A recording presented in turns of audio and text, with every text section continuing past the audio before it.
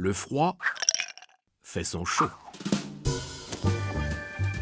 La RATP s'engage au sein du projet européen Ticket to Kyoto pour améliorer ses performances environnementales et énergétiques. Dans une volonté de changer les pratiques, mais aussi d'agir avec pragmatisme, la RATP a notamment porté ses efforts sur son siège social, situé en bord de Seine, quai de la Râpée.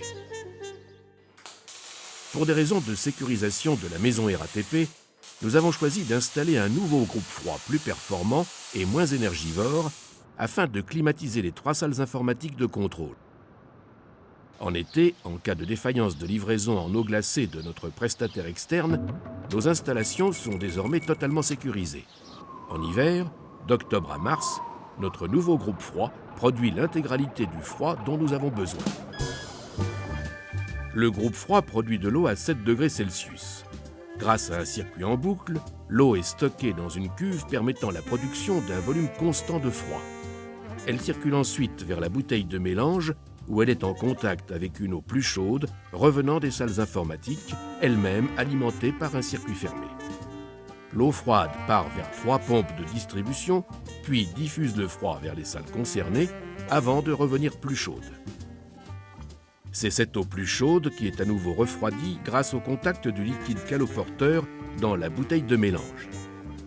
Quant à l'eau initiale, elle retourne à 12 degrés Celsius vers le groupe froid, où sa température est à nouveau baissée pour reprendre le même cycle infini où la boucle primaire refroidit la secondaire.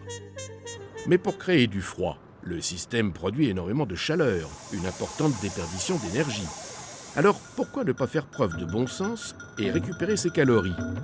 Une idée simple qui a engendré une installation innovante permettant de préchauffer le chauffage de la maison RATP. La chaleur émise par le groupe froid est orientée vers un échangeur de récupération.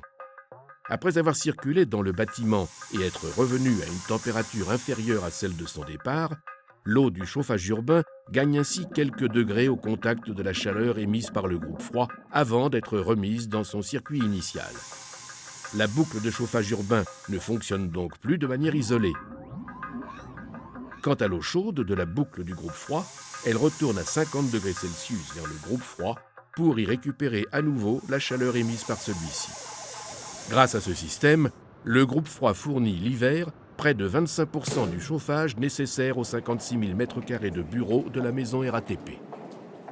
L'excédent de calories est tel qu'une partie de l'eau chaude produite par le groupe froid est déroutée vers un échangeur secondaire pour préchauffer les ballons d'eau sanitaire utiles aux 400 douches quotidiennes des agents de sécurité. Et la boucle se poursuit. L'eau qui a refroidi repart vers le groupe froid pour être à nouveau réchauffée.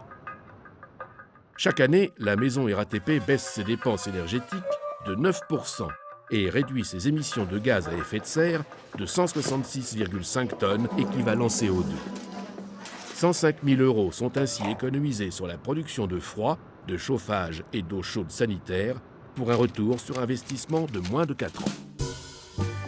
En s'adaptant aux réalités et aux contraintes de ces infrastructures existantes, la RATP démontre, grâce à ce procédé inventif à l'efficacité éprouvée, son engagement pour le développement durable.